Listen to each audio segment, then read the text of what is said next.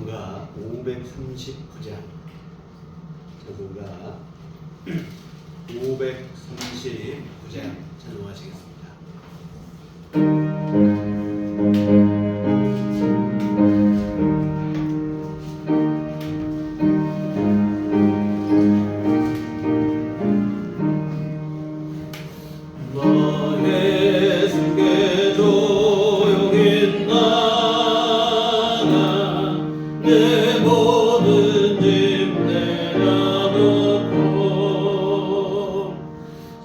십자가 사랑을 믿어 죄 사함을 얻으나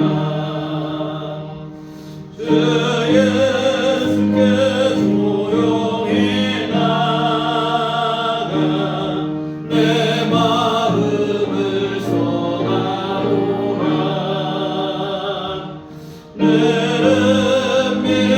오시는 주님 은혜를 베푸시니 주 예수의 주님으로 내 슬픔이 없어지니 내 이웃을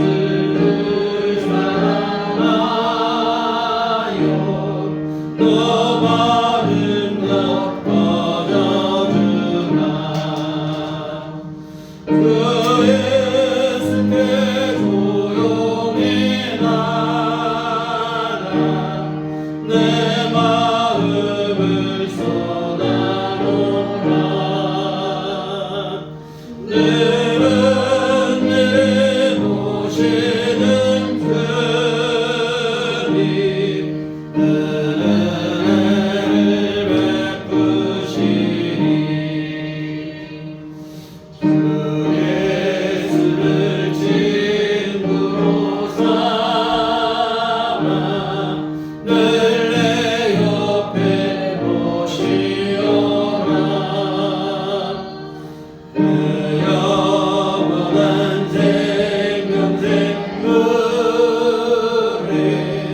내 마른 멍청이여라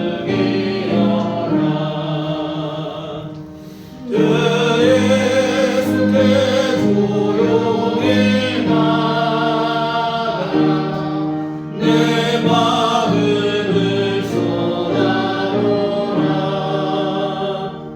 늘은 길이 오시는 주님 은혜를 베푸시니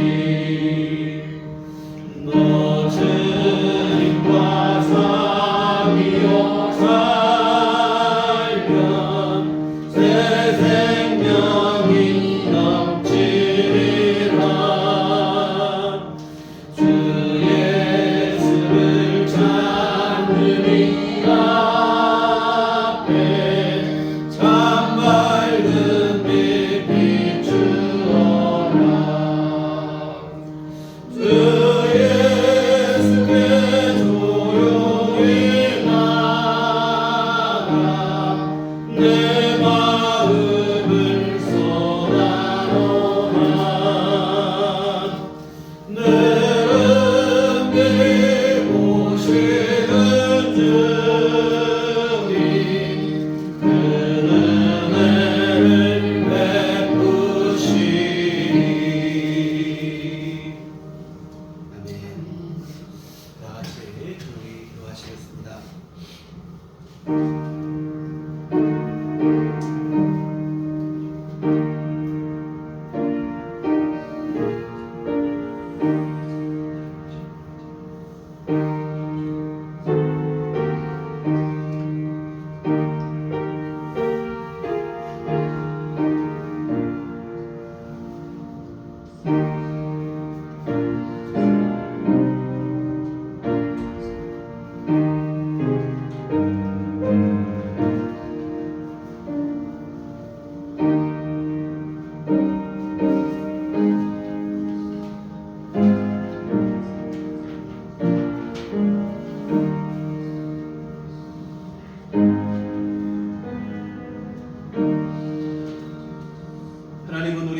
피난처시요 힘이시니 환난 중에 만날 큰 도움이시라. 그러므로 땅이 변하든지 산이 흔들려 바다 가운데 빠지든지 바닷물이 솟아나고 뛰놀든지 그것이 넘침으로 산이 흔들릴지라도 우리는 두려워하지 아니하리로다. 아멘. 우리 다 같이 가셔서 찬송가 26장 찬송하시겠습니다.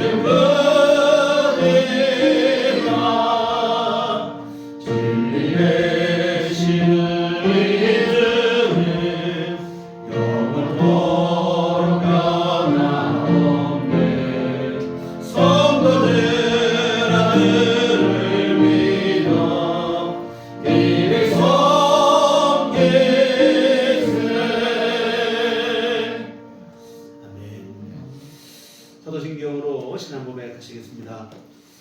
전능하사 천주를 만드신 하나님 아버지를 내가 믿사오며 그의 아들 우리 주 예수 그리스도를 믿사오니 이는 성령으로 잉태하사 공정녀 마리아에게 나시고 본디오 빌라도에게 고난을 받으사 십자가에 못 박혀 죽으시고 장사한 지 사흘 만에 죽은 자 가운데서 다시 살아나시며 하늘에 오르사 전능하신 하나님 우편에 앉아 계시다가 저리로서 사는 자와 죽은 자를 심판하러 오시리라. 성령을 믿사오며 거룩한 공예와 성도가 서로 교통하는 것과 죄를 사하여 주시는 것과 몸이 다시 사는 것과 영원히 사는 것을 믿사옵나이다. 아멘. 성시교독은 교독문 38번입니다.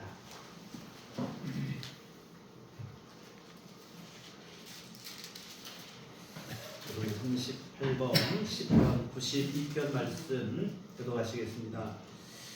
지존자여 시편금과 비파와 수금으로 여호와께 감사하며 주의 이름을 찬송하고 아침마다 주의 인자하심을 알며 밤마다 주의 성실하심을 베풀림이 좋으니이다. 여호와여 주께서 행하신 일로 나를 기쁘게 하셨으니 주의 손이 하신 일로 말미암아 내가 높이 외치리이다. 너희는 종려나무같이 번성하며 레바논의 백향목같이 성장하리로다. 이는 여호와의 집에 숨겼으며 우리 하나님의 뜻 안에서 번성하리로다. 그는 늙어도 여전히 결실하며 진액이 풍족하고 빛이 청청하니 여호와의 정직하심과 나의 바위 되심과 그에게는 우리가 없으니 선포되리로다. 아멘. 성경은 찬송가 3장입니다.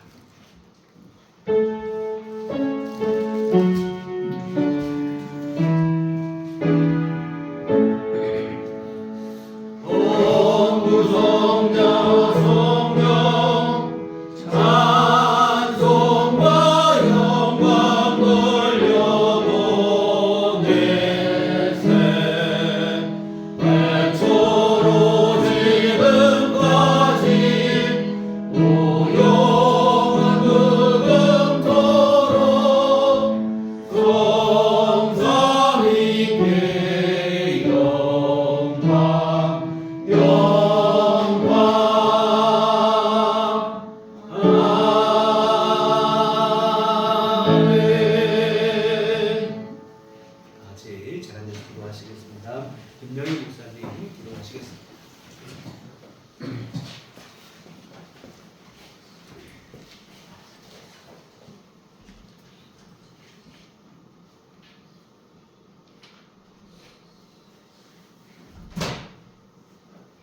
여호와는 그 얼굴을 내게로 향하여 드사 평강 주시기를 원하노라. 이제는 따뜻한 바람이 불었으면 좋겠습니다. 계절에 역행하는 칼바람도 보다 새 생명이 들 수 있도록 따뜻한 훈풍이 불었으면 좋겠습니다. 오늘도 거룩한 주일을 맞아 따스한 성령의 바람에 이끌려 주님의 전을 향한 발걸음에 기쁨과 행복이 넘쳐납니다. 한 주간 살아오면서 성령님의 이끄심에 순종하지 못했던 시간들을 뒤돌아보게 하시고 거룩한 예배에 온전한 마음과 뜻을 다해 이곳에 임재해 계신 주님을 영접하고 찬양하게 인도하여 주시옵소서. 오늘도 주님의 전에서 주님의 십자가 아래에서 기도할 수 있게 하심을 감사드립니다. 성령의 도우심으로 기도하는 모든 기도의 제목들에 응답하여 주셔서 살아계신 주님을 만나는 은혜의 시간이 되게 하여 주시옵소서. 육신의 사풍이 불어와도 피하지 않고 불같은 성령에 의지해 온전하여지는 은혜의 삶이 되게 하여 주시옵소서. 주머니에 한파가 불어올지라도 두려워하지 말게 하시고 성령의 지혜를 간구하는 믿음으로 모든 곳에서 형통의 은혜를 허락하여 주시옵소서. 갈등과 반목의 세상 속에서도 주님의 십자가만 바라보게 하셔서 다시 일어날 수 있도록 용기와 힘과 사랑을 불어넣어 주시옵소서. 이 모두가 사랑인 줄 믿습니다. 감사하게 하시고 배려의 믿음을 주셔서 살리는 믿음이 진정 주님께서 바라시는 사랑의 믿음인 줄 믿습니다. 여기 모인 우리들 교회에 속한 모든 믿음의 자녀들 주님의 살리는 믿음을 간직하도록 오늘 성령님 도와주시옵소서. 이 시간 간절히 바라옵기는 이 나라를 사랑해 주셔서 온갖 어려움의 역사 속에서도 살리시는 주님께서 살려주시고 일으켜 세워주심을 믿고 감사드립니다. 다시금 찾아온 갖가지의 어려움들이 사랑의 주님으로 인해 풀어지게 하시고 봉합되게 하셔서 모든 시련들이 주님의 뜻 안에서 바로 서게 도와주시옵소서.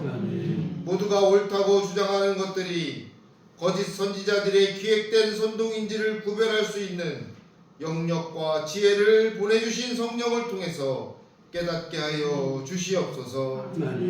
아픔 후에 더욱 단단해지고 더욱 성장되어지는 것처럼 이 나라도 주님의 뜻에 따라 올바르게 성장하고 정의가 강물처럼 흐르는 나라가 되게 하여 주시옵소서. 또 온 세상이 전쟁의 아픔, 또 젠더의 갈등, 세대 간의 골깊은 간격, 또 자연과의 깨진 약속, 또 더욱 양분화되어지는 세태들이 살아계시고 역사하시는 주님의 사랑으로 가득 채워지게 하여 주시옵소서. 오늘도 주님께 영광 돌리는 예배에 임재하시는 주님, 주님의 단 위에서 선포되어지는 말씀 속에도 임재하여 주셔서 불어오는 찬바람도 능히 이길 수 있는 힘을 얻게 하여 주시옵소서. 선포되어지는 말씀을 의지하는 삶에 복되게 하시고 말씀을 실천하는 믿음 위에 성령의 인치심으로 두려움과 걱정 없는 믿음의 삶이 되게 하여 주시옵소서. 귀한 예배를 허락하심에 감사드립니다. 진심을 담은 예배, 온전한 예배 되게 하여 주시옵소서. 세상에서 불어오는 온갖 찬바람도 주님의 사랑의 훈풍으로 막아주시며 성령의 뜨거움으로 지켜주시는 우리의 구세주 영원한 주님이신 예수 그리스도의 이름으로 간절히 기도합니다. 아멘.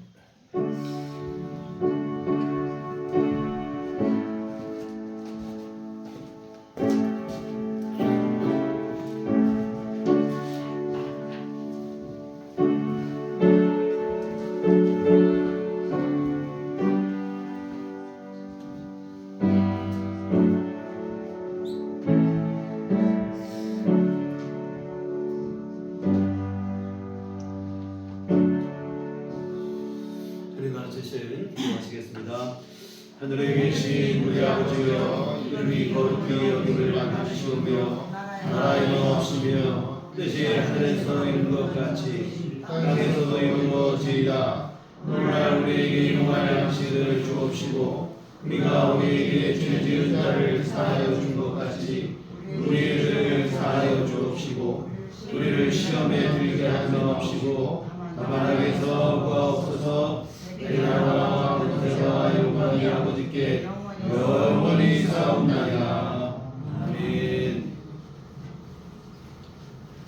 이 시간 우리 주신 하나님 말씀 구약성경 열왕기하 25장 8절에서 12절까지 말씀 보시도록 하겠습니다. 열왕기하 25장 8절부터 12절까지 말씀 다 같이 한 목소리로 합독하시겠습니다. 바벨론 왕 느부갓네살의 19째 해 5월 7일에 바벨론 왕의 신복 시대장 느부사라산이 예루살렘에 이르러 여호와의 성전과 왕궁을 불사르고 예루살렘의 모든 집을 귀의 집까지 불살랐으며 시대장에게 속한 갈대아 온 군대가 예루살렘 주위에 성벽을 걸었으며 성중에 남아있는 백성과 바벨론 왕에게 행복한 자들과 무리지은 남은 자는 시대장 느부사라산이 모두 사로잡아가고 시대장이 그 땅에 비천한 자를 남겨두고 포도를 다스린 자와 농부가 되게 하였더라. 아멘. 우리 주님의 은총과 평강이 교회 여러분과늘 함께 하시기를 기원합니다. 지난주에 우리는 남왕국 유다의 패망 과정을 살펴보았습니다. 바벨론 제국에 의해서 국권을 빼앗겼는데요. 예루살렘 성전까지 무너지고 성전의 모든 기구들은 약탈을 당했습니다. 고위층 인사들은 모두 포로로 잡혀가고 아무것도 가진 것이 없는 가난한 사람들만 남겨지게 되었습니다. 그래서 우리는 지난주에는 포로로 잡혀가지 않고 본토에 남아있던 이들에 대해서 함께 살펴보았습니다. 본토에 남은 이들, 나라는 빼앗겼지만 처음에는 문제없이 잘 살았어요. 그런데 그달리아 총독이 피살되고 난 후에 혼란을 겪게 되어집니다. 문제는 이 혼란을 해결하는 과정에서 믿음을 보여주지 못했다고 하는 사실입니다. 하나님께서는 바벨론 두려워하지 말고 걱정 말고 본토에 남아 있으라는 거예요. 그러면 하나님께서 지켜주시고 평안하게 살 수 있도록 해 주시겠다고 말씀을 하셨습니다. 그런데 이들은 하나님의 말씀에 순종하지 못하고 바벨론을 너무 두려워한 나머지 이집트로 피신을 했어요. 이런 과정 속에서 이런 결정 과정에서 하나님이 온데간데 없는 거예요. 바벨론은 너무 두렵고 또 이집트는 하나님보다 오히려 이집트를 더 의지하고 그래서 하나님의 말씀을 어기고 이집트로 피신을 했는데 그 결과는 너무 참혹했죠. 이집트가 그들에게 피난처가 되준 것이 아니라 오히려 그곳에서 더 큰 재앙을 만나게 되었습니다. 여하튼 지난주 보신 것처럼 나라가 패망하는 이 하나님으로부터 이 중징계를 받는 중에도 이들은 여전히 하나님의 뜻에 순복하지를 못해요. 자기 방식을 고집하고 있습니다. 하나님의 징계를 달게 맞으며 이제라도 전적으로 하나님의 말씀에 순종하는 자세를 보여줘야 되는데 여전히 그냥 인간적인 방법에 얽매여 살아가고 있습니다. 안타깝고 참 답답하죠. 우리도 이렇게 답답하거늘 하나님은 오죽하시겠습니까? 여하튼 바벨론 포로에서 잡혀가는 과정 속에 살아남은 자들, 본토에 남겨진 자들, 믿음 없는 모습을 보여줬어요. 그러면 바벨론으로 포로로 잡혀간 사람들은 어떠했을까? 오늘은 바벨론 포로로 잡혀간 이들에 대해서 함께 살펴보려고 합니다. 오늘 11절에 보면 성중에 남아있는 백성과 바벨론 왕에게 항복한 자들과 무리 중 남는 자는 시위대장 느부사라단이 모두 사로잡아가고 바벨론 군대의 시위대장이었던 느부사라단이 예루살렘을 함락하고 성전을 허물고 백성들까지 포로로 잡아갔어요. 그런데 바벨론이 포로로 잡아간 것이 이번이 처음은 아니에요. 성경에는 유다 백성들이 포로로 잡혀가는 과정을 3번 기록하고 있어요. 오늘 본문은 그 중에서 마지막 기록입니다.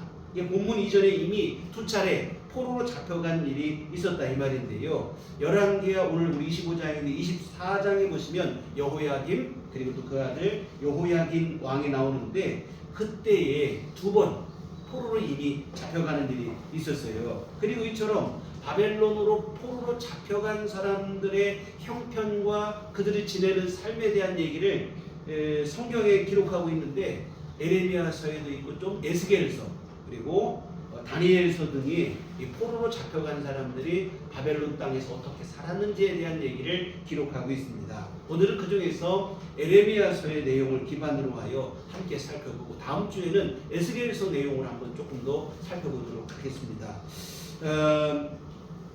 에레미야는 지난주에도 잠깐 말씀을 드렸는데요. 남왕국 유다의 운명에 대해서 이런 얘기를 했어요. 에레미야 25장 11절에 보면 이 모든 땅이 폐허가 되어 놀랄 일이 될 것이며 이 민족들은 70년 동안 바벨론의 왕을 섬기리라.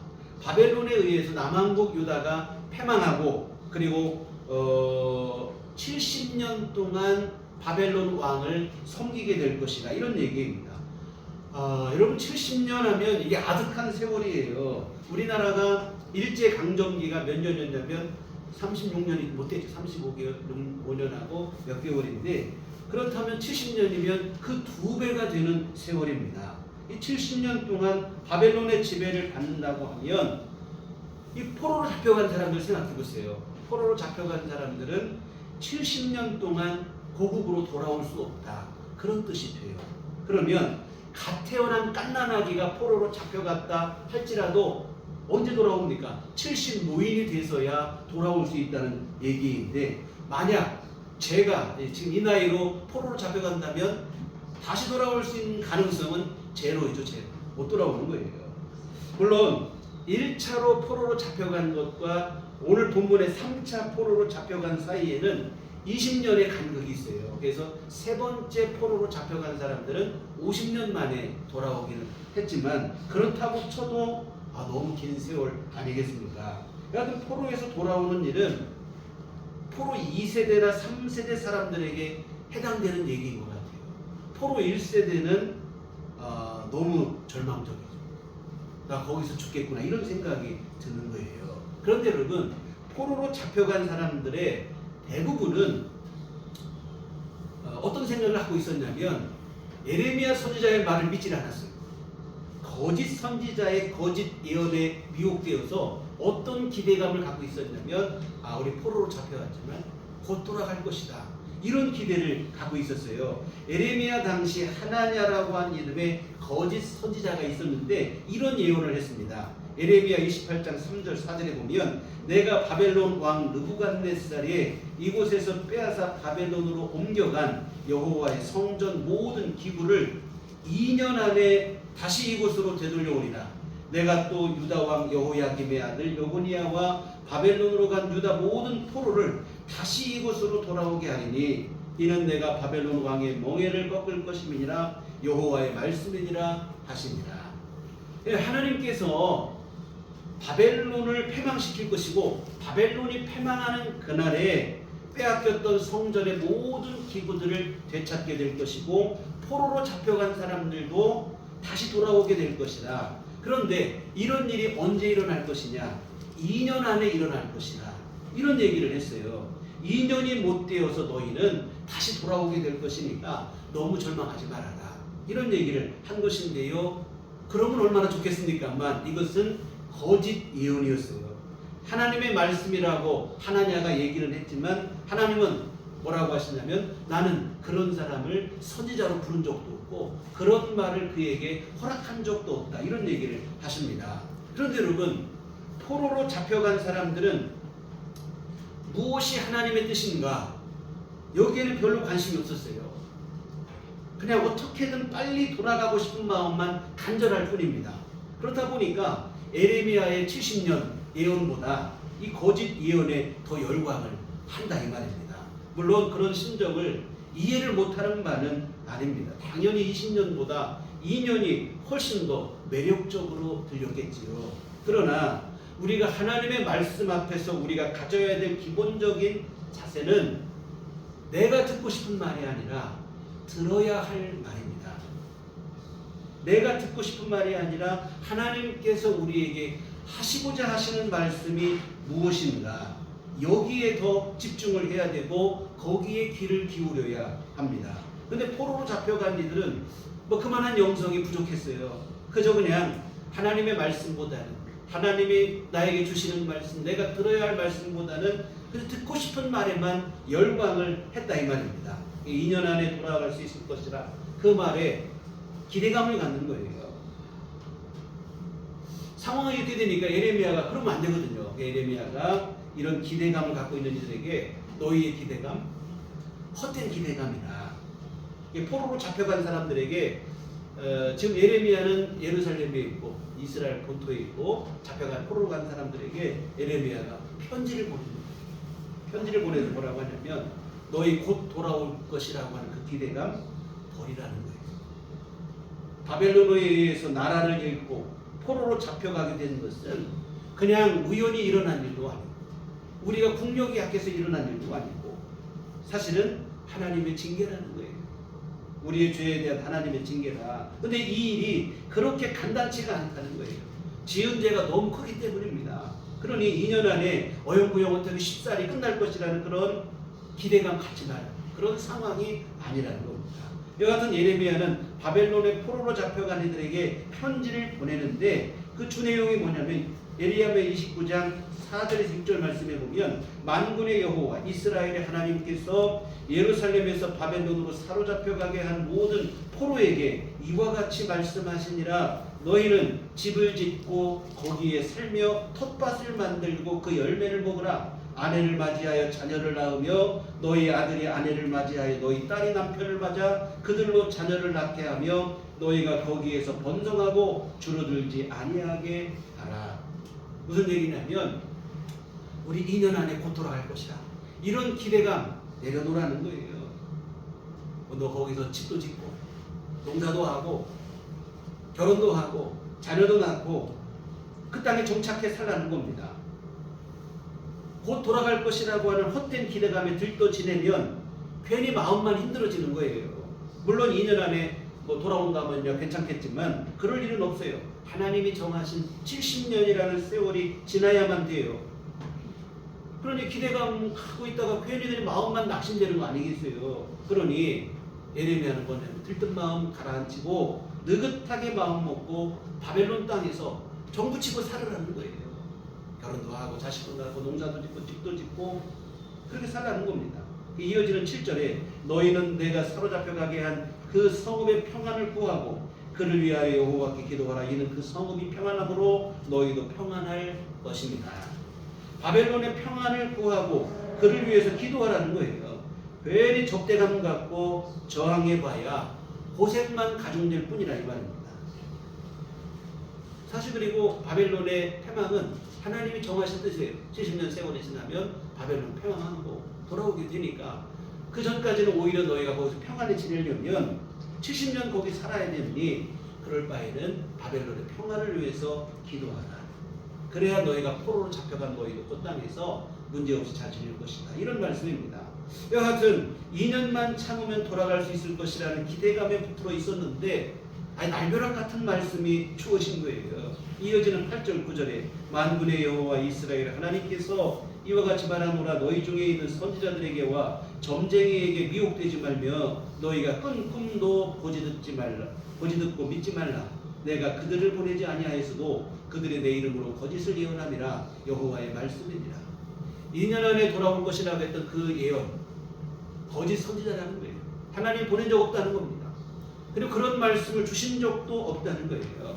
그러니 그들이 스스로 지어낸 거짓말이니 믿지도 말고 고지 듣지도 말아라. 이런 얘기입니다.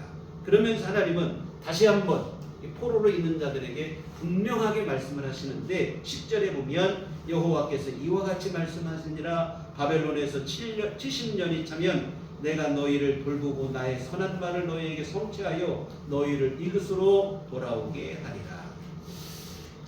분명하게 쐐기를 박는 얘기를 하시는 거예요. 2년 아니라는 겁니다. 70년이라는 70년. 이 70년이 차야 그러면 하나님께서 포로에서 돌아오게 해주시겠다. 그리고 실제로 1차로 포로로 잡혀간 사람들이 70년 되었을 때 포로에서 돌아왔어요. 여하튼 기가 막힌 일이죠. 2년이 갑자기 70년으로 늘어났어요. 2년과 70년은 뭐 35배 차이가 나는 세월입니다. 70년, 사실 저는 70년을 살아보지도 못한 세월이에요. 야득한 세월이죠. 대다수의 사람들은 다시 돌아올 것이 불가능한 세월입니다. 생면부지의 땅에서 포로 신세로 살다가 고향에 돌아가 보지도 못하고 거기서 죽어야 될 처지입니다.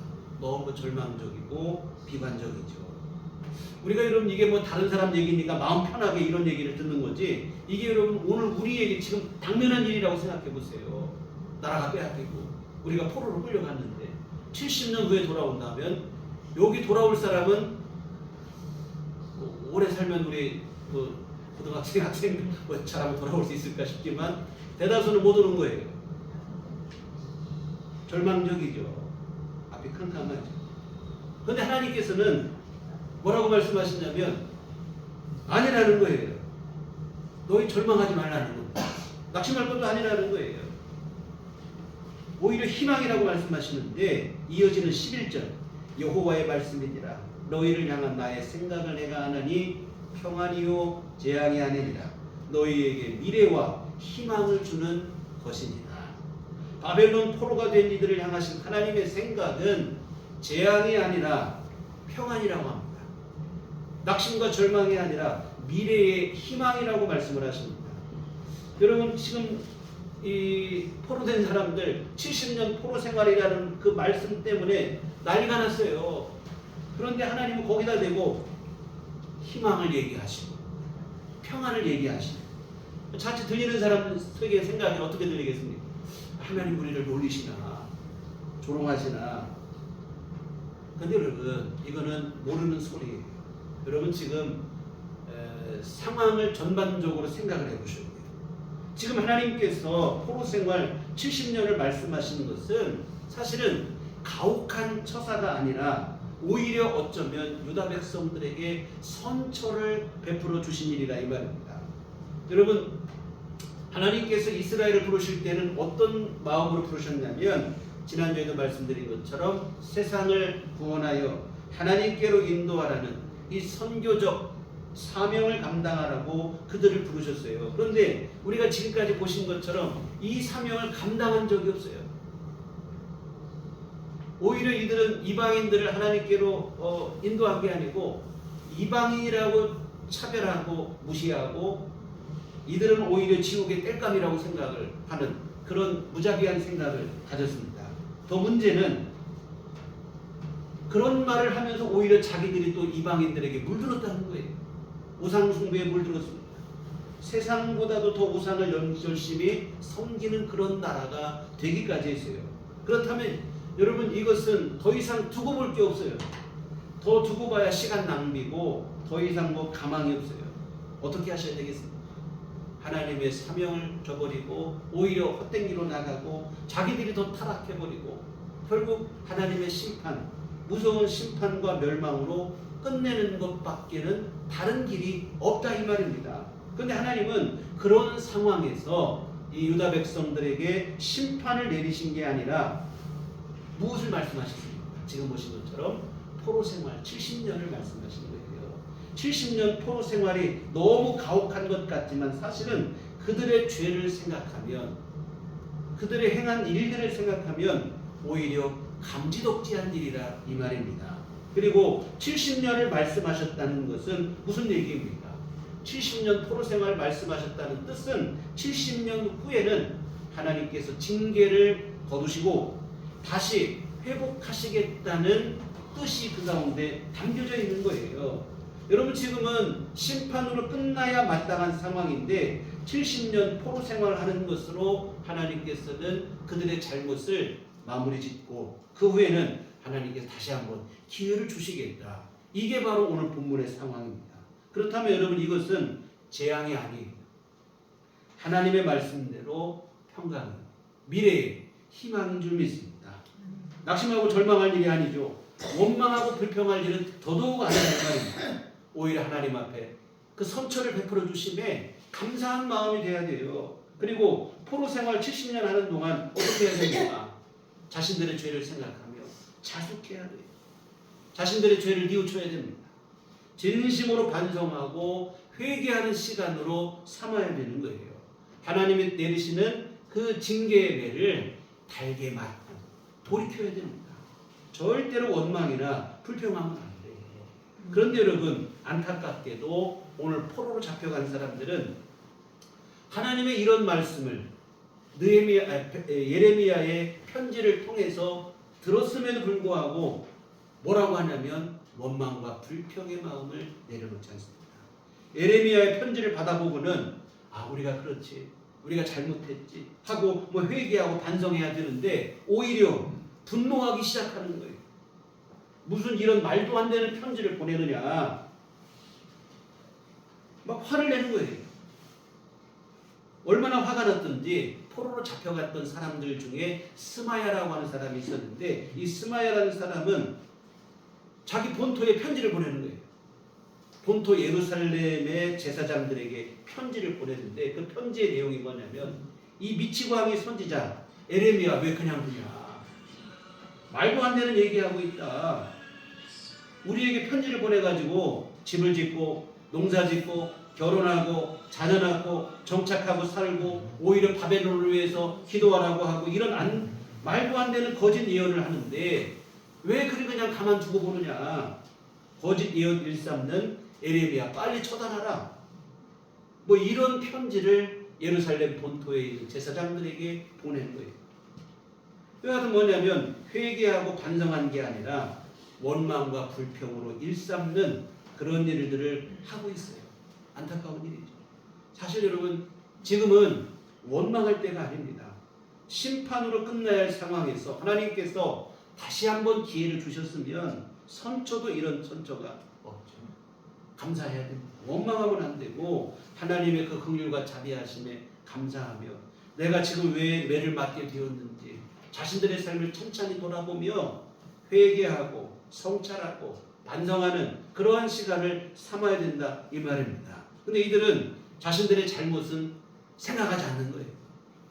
내가 왜 말을 맞는지 다 생각하지 않고 그냥 때리시는 하나님만 서운한 거예요. 예레미야를 통한 하나님의 말씀에 발작하듯이 그냥 화를 내는 겁니다. 너무 한심하죠. 우리가 지난주에 살펴보신 본토에 남아있던 이들도 한심한 일을 행하더니 마찬가지로 포로로 잡혀간 사람들도 똑같아요. 잘못을 깨닫지를 못합니다. 왜 이런 매를 맞는지를 몰라요. 그냥 때리시는 하나님만 서운하고 섭섭하고 그런 거예요. 나도 원망과 불평으로 일관하고 있는데요. 사랑하는 성도 여러분, 죄를 지은 것도 문제지만 그 죄를 깨닫지 못하고 뉘우치지 못하고 돌이키지 못하고 회개해야 될 때 회개하지 못하는 것은 더 문제가 되어진다고 하는 사실입니다. 깨닫지 못하고 회개하지 못하는 사람에게는 더 이상의 소망이 없기 때문에 그래요.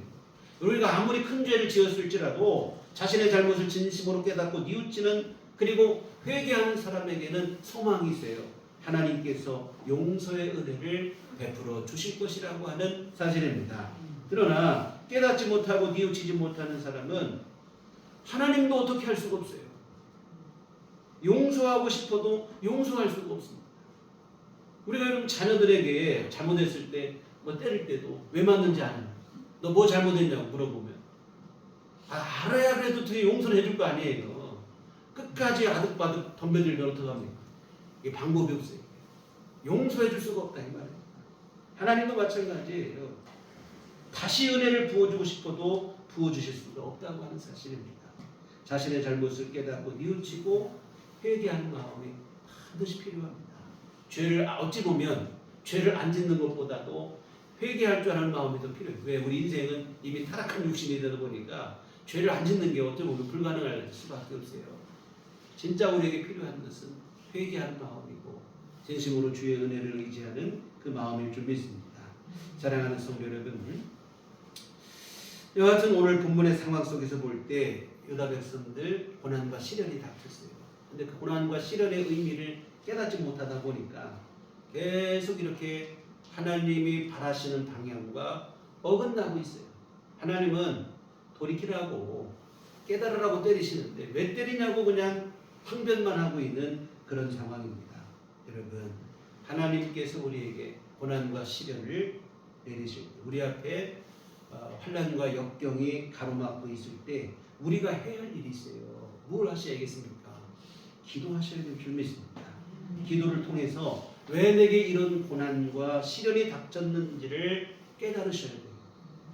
70년 포로 생활이 재앙이 아니라 평강이고 미래의 희망이라고 말씀하신 후에 하나님께서는 이런 말씀을 뒤에 덧붙이셨어요. 12절 13절에 너희가 내게 부르짖으며 내게 와서 기도하면 내가 너희들의 기도를 들을 것이요 너희가 온 마음으로 나를 구하면 나를 찾을 것이요 나를 만나리라. 기도하라는 겁니다. 그러면 하나님께서 기도를 들어주시고 만나주시겠다. 이런 얘기를 하십니다. 여러분, 인간적인 감정으로 그냥 왜 이런 어려움이 짜증부터 내고 원망부터 하고 불평부터 하면 안 된다 이 말이에요. 원망과 불평으로 해결되면야 얼마나 좋겠습니까만 그러지 않더라 이 말입니다. 뭘 하셔야 됩니까? 어떤 때는 분노가 먼저 일어날지라도 그 분노를 가라앉히고 무릎 꿇고 기도하셔야 돼요. 기도를 통해서 왜 하나님께서 나를 때리시는지, 이 고난과 시련과 내 앞에 있는 이 문제가 어떤 이유인지를 우리가 아셔야 돼요.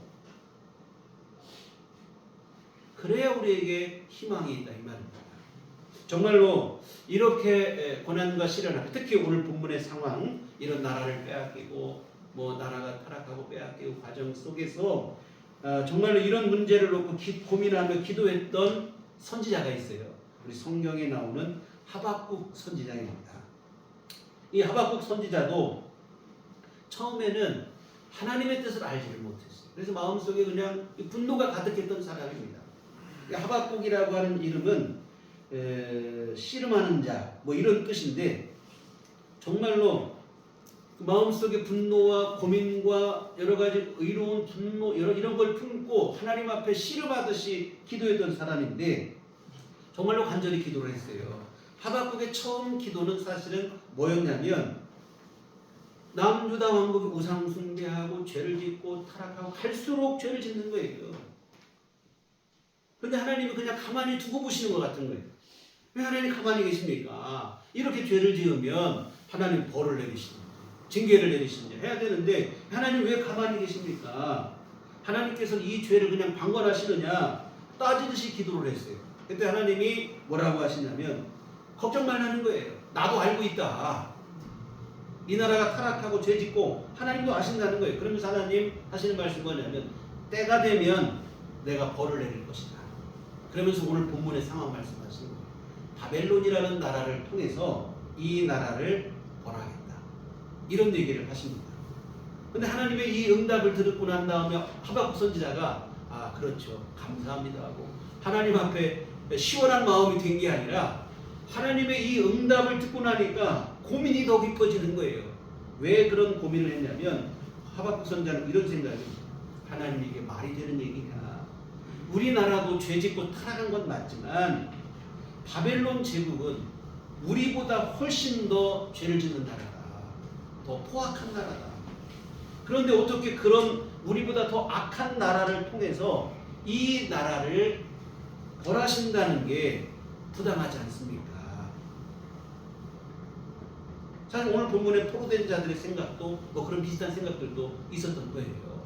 어떻게 하나님 벌하시려면 하나님 우리를 어떻게 정당한 방법으로 하셔야지 우리보다 더 죄짓고 악한 나라를 통해서 우리를 벌하시는가. 있을 수 없다. 하나님 앞에 항의성 기도를 하는 거예요. 근데 하박국 선지자의 이 기도가 그냥 한 번 해보는 기도가 아니에요.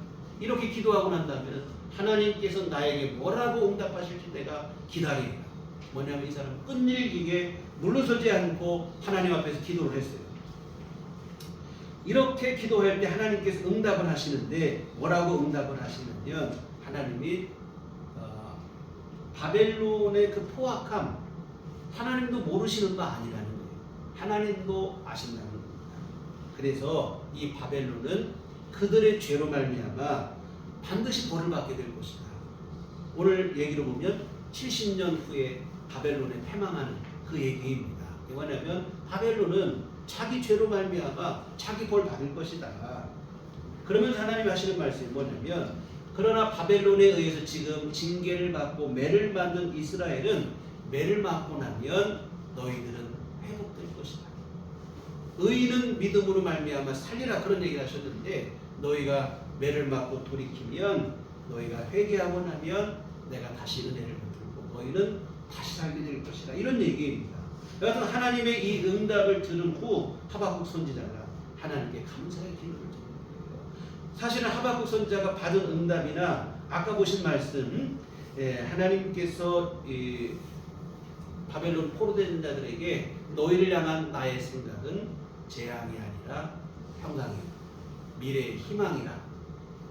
똑같은 얘기입니다.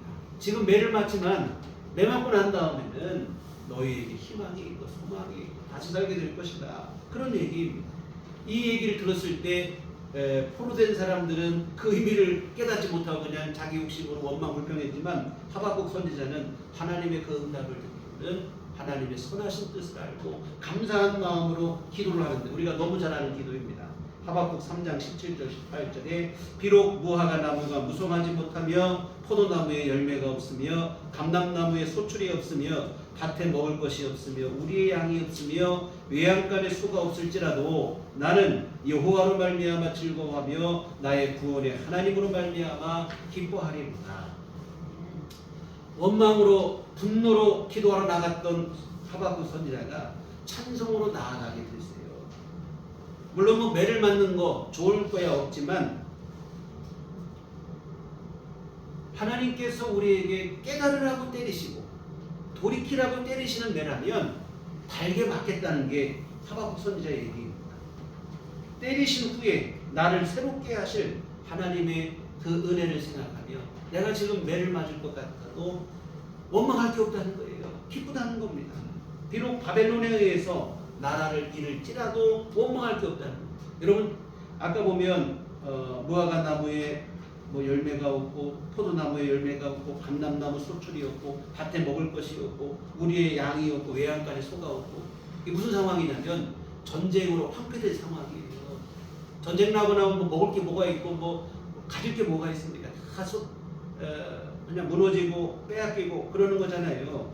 그럴지라도 하박국 선지자는 내가 기뻐하겠다. 구원의 하나님으로 말미암아 기뻐하리로다.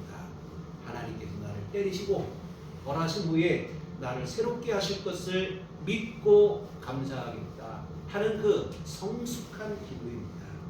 사랑하는 성도 여러분, 고난과 환난의 날에 기도하셔야 돼요. 그 기도를 통해서 왜 내게 이런 어려움이 찾아왔는지를 아셔야 됩니다.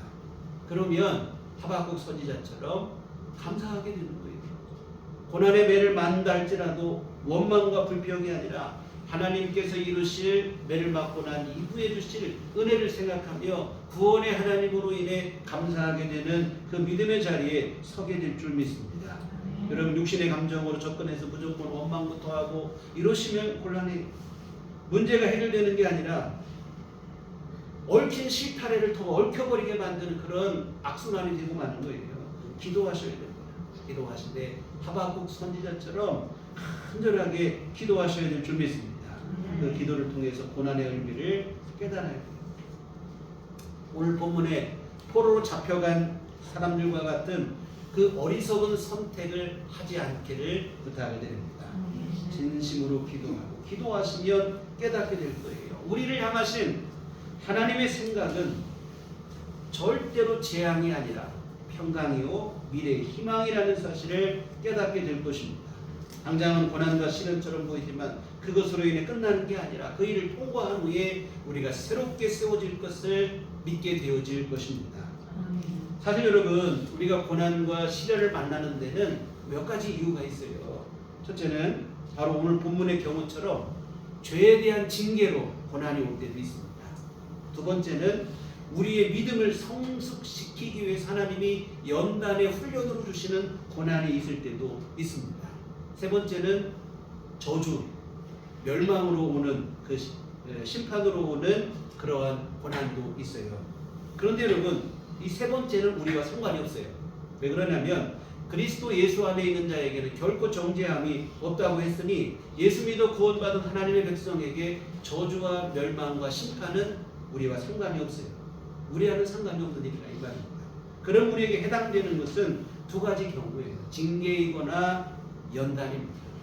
우리를 잘못해서 때리실 때도 있고, 우리를 더 성장하려고 우리에게 우리 뭐 젊어 보세요 사소도 한다는 말처럼 하나님 우리에게 이런 고난을 통해서 성장하게 하시려고 연단으로 주시는 훈련일 수도 있어요. 그런데 이 둘 다 원망할 일들은 아닙니다. 징계적 차원이라면 매를 달게 맞아야죠. 그리고 진심으로 회개해야 됩니다.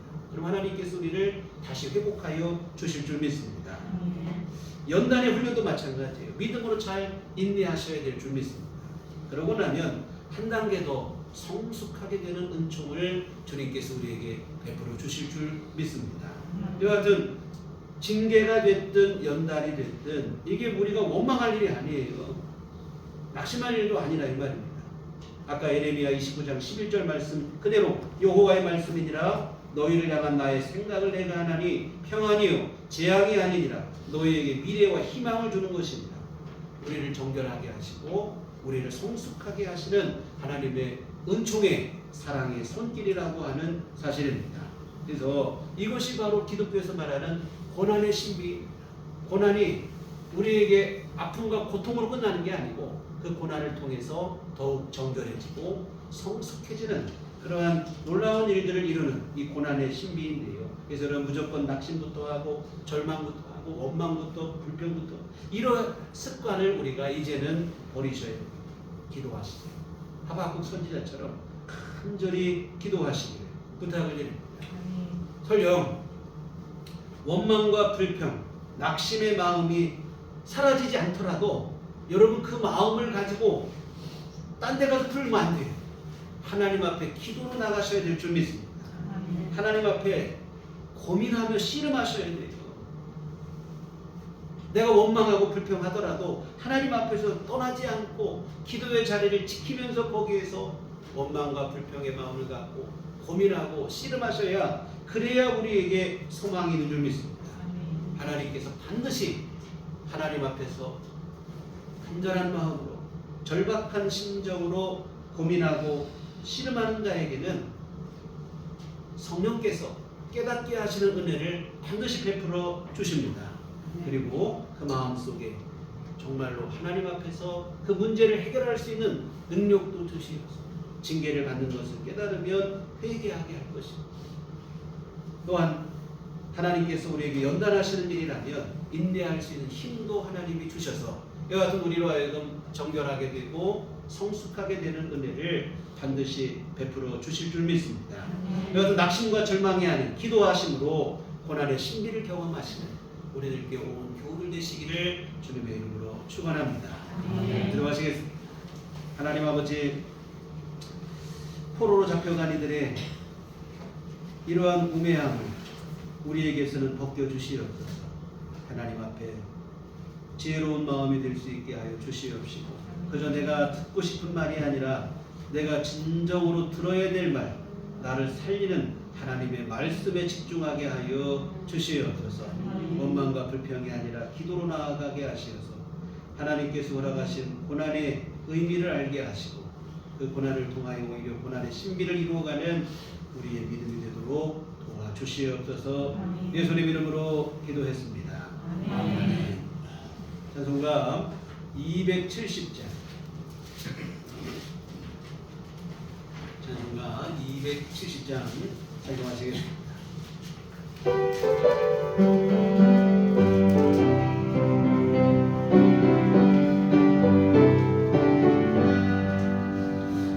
감찰는 주님의 사랑과 거룩한 보혈의 공로를 우리가 찬양을 합시다.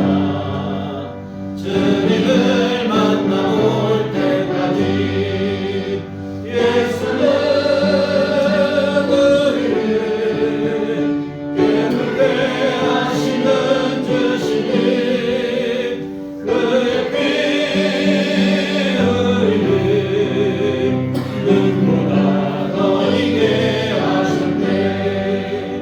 우리를 깨끗게 한 피는 무궁한 생명의 글쎄 생명의 구원을 받은 자 하나님 찬양을 합시다.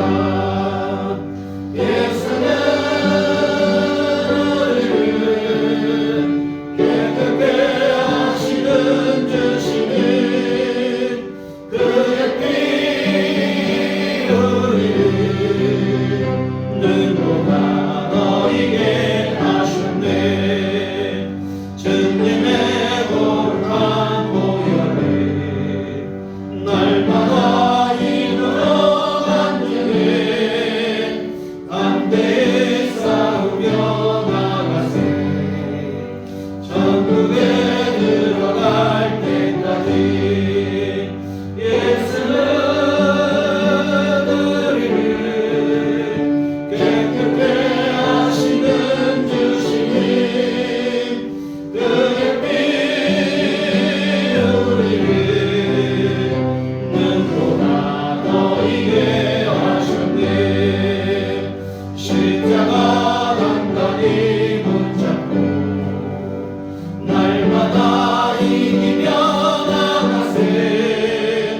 머리에 면류관 쓰고서 주 앞에 찬양할 때까지 예수는 우리를 깨끗게 하시는 주시니 그의 피 우리를 눈보다 더 익게 하셨네. 아멘. 들어가시겠습니다. 주님 은혜 감사합니다. 오늘도 추운 일기 속에도 건강 주시고 주의 은혜 사모하는 믿음을 허락하여 주시어 주께 함께 나와 예배할 수 있도록 하나님께서 은총을 내려주시니 감사를 드립니다. 또한 지난 한 주 그 추운 일기 속에서도 우리 건강을 지켜주시고 하나님께서 항상 보호하시고 은혜를 베풀어 주심 감사를 드립니다. 이 모든 은혜 감사하며 주님 앞에 이 헌금 드립니다. 하나님 기뻐 받아 주시옵소서. 하나님의 선한 뜻 이루게 하여 주시옵소서. 정성껏 헌금을 드리고 오늘 이 시간 몸과 마음과 시간을 바쳐 주님 앞에 예배한 모든 심령들도 우리 하나님 기뻐하시며 한량없는 주님의 은혜를 베풀어 주시옵소서.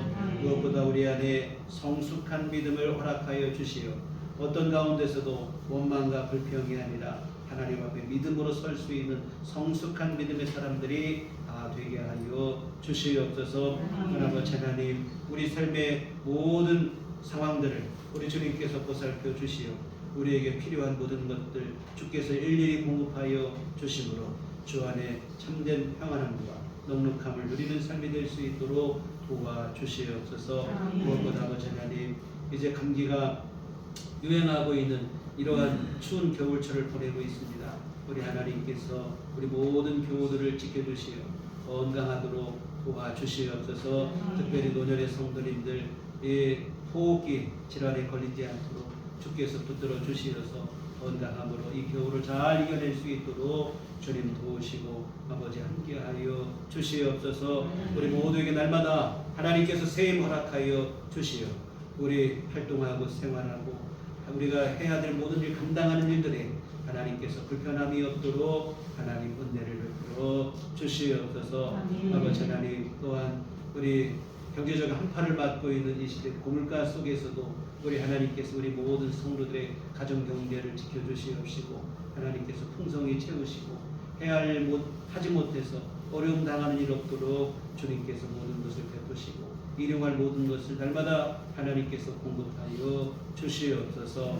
아버지 하나님, 우리 모든 살아가는 삶 속에서 관계 속에서는 여러 가지 갈등과 어려움 속에서도 우리 주님께서 우리에게 지혜를 주시고 하나님 은혜를 베풀어 주시어서 아버지 하나님 분쟁이 아니라 평화의 사람들이 되게 하여 주시옵시고 화평을 심는 그러한 일들을 감당하게 하여 주시옵시며 무엇보다 우리 마음속에 항상 긍휼과 자비함이 넘치는 마음 될 수 있도록 도와 주시옵소서.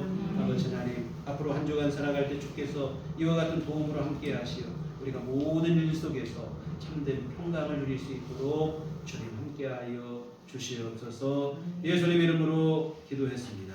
아멘. 교회 소식 시간입니다. 우리 서로 인사할 때 주님만 바라봅시다. 여러분들은 특별한 감동은 없고요. 날이 참 한 주간 너무 좋았어요. 이 날씨가 내일까지도 좀 춥고 화요일부터는 이제는 평년 기후를 회복하고 문제는 이게 참 추위가 물러난 것도 문제인데 이 기상 이후로 이 기후 위기로 섣부른 여름이 찾아온다고 그래요. 그래서 여름이 일찍 와서 올 한해 여름이 몇 달이 지속된다고 합니다. 참 이게 갈수록 어려운 일이고요.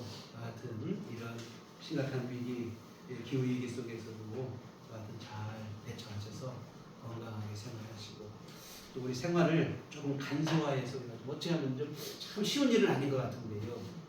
쓰레기 만드는 일들이라든지 오염시키는 일이라든지 이런 것을 좀 자제하는 그런 지혜로운 삶도 필요할 수 있습니다.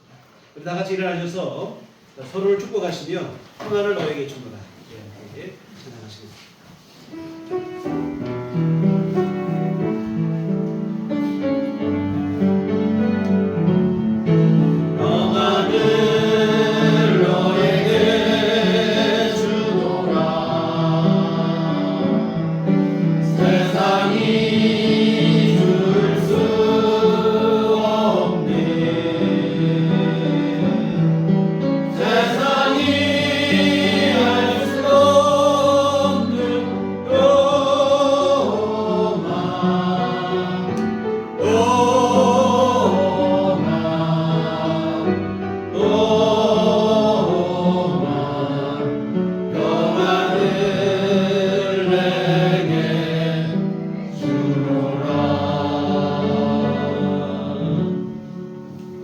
오직 성령이 너희에게 임하시면 너희가 권능을 받고 예루살렘과 온 유대와 사마리아와 땅끝까지 이르러 내 증인이 되리라. 우리가 주의 증인이 되겠습니다. 이제는 우리 주 예수 그리스도의 구속의 은혜와 하나님 아버지의 극진하신 사랑하심과 성령님의 이르게 통역사 감화 감동 충만하심이 주의 피로 세우신 우리들 교회 위에와 성숙한 믿음으로 하나님 앞에 온전히 서기를 소원하고 다짐하는 주의 모든 자녀들의 심령이 지금부터 영원토록 함께 하시기를 간절히 축원하옵나이다. 아멘.